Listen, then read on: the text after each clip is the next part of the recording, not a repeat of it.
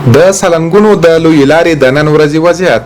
د سالنګونو د ساتنې او څارنې ریاست چارواکي وایي چې د نیمې شپې په شمال کې له باد سره لږه کوي واوره او د سالنګ په جنوب کې سهار وختي سخته واوره ورېدلې چې دا وضعیت به تر راتلونکو 24 ساعتونو پورې دوام وکړي. د سالنګونو د ساتنې او مراقبت رئیس حافظ محمد یعقوب وایي چې د دې واورې د اورښت له امله د ټریلرونو تګ راتګ ناشونی دی او له شمال څخه جنوب ته بار وړونکي موټر له چاین یا زنځیر سره تګ راتګ کولی شي.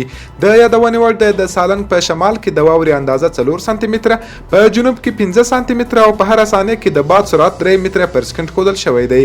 هېرېدنه وي چې د راتلونکو 24 ساعتونو لپاره د باران احتمال 90% ښودل شوی دی.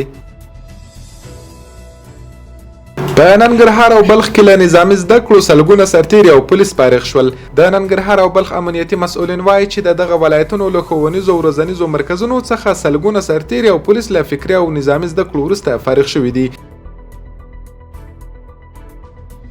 په کابل کې د 40 کلنې جګړې معلولو او فلج شویو د پالنې مرکز پرانیستل شو.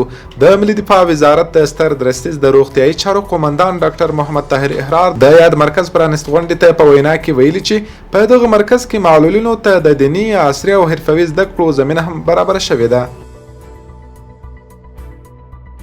د عصري او دیني علم زده کړې ته ډېره اړتیا ده.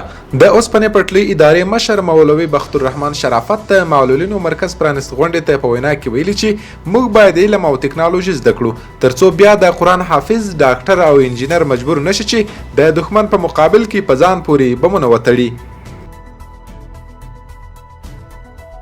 ننګرهار کې 2000 مالدارانو ته مرسته ورکړل شوه.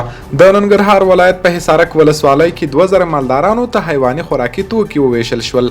د یادې ولسوالۍ د مالدارۍ مدیر وایي چې هر یو مالدار ته 100 کیلو کنجاړه او 15 کیلو د شفتلې تخم ورکړل شوی. مسؤلینو د دغو مرستو موخه د مالدارانو د ستونزو حلول بللي. د کابل جلال آباد پر لویې لارې درونټې ته څیرمه د نظر آباد پل رغولو چارې بشپړې شوې. د افغانستان اسلامي امارت د دفاع وزارت له بودیجې د کابل جلال آباد د لویې لارې په اوږدو کې درونټې ته څیرمه د نظر آباد پل رغولو چارې بشپړې او ګټه اخیستنې ته وسپارل شو. د 201 خالد بن ولید قل اردو مسؤلین وایي چې دغه پل د ملي دفاع وزیر محمد یعقوب مجاهد په لارښوونه په اساسي ډول رغول شوی دی. په هرات او غزني کې 11 تنه د نشهیي توکو د پلور په تور ونیول شول. د کورنیو چارو وزارت ویلي چې په هرات او غزني ولایتونو کې 11 تنه د نشهیي توکو د پلور په تور نیولي دي. زابل کې په ترافیکي پیښه کې 15 تنه ټپیان شوي. نن سهار د کابل کندهار پر لویې لارې د زابل په سپینې غبرګي سیمه کې د موټر چپه کېدو په پیښه کې 15 تنه ټپیان شوي دي. د یاد ولایت عامه روغتیا رئیس ویلي چې د ټپیانو درملنه پیل شوې ده خو د یو ټپي روغتیايي وضعیت خورا نازک ښودل شوی دی.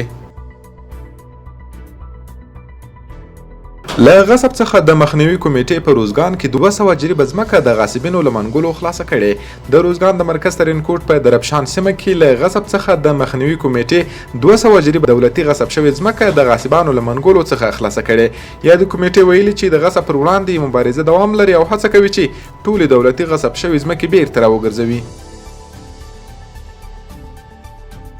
په پکتیکا کې 9 ټنه تر تاریخ تیر او بې کیفیته خوراکي توکي وسوځول شول. په پکتیکا کې د اسلامي امارت ځایي چارواکي وایي چې دغه ولایت د سروبي، شکین او برمل ولسوالیو له هټیو څخه 9 ټنه بې کیفیته او تر تاریخ تیر خوراکي توکي راټول او وسوځول شوي دي.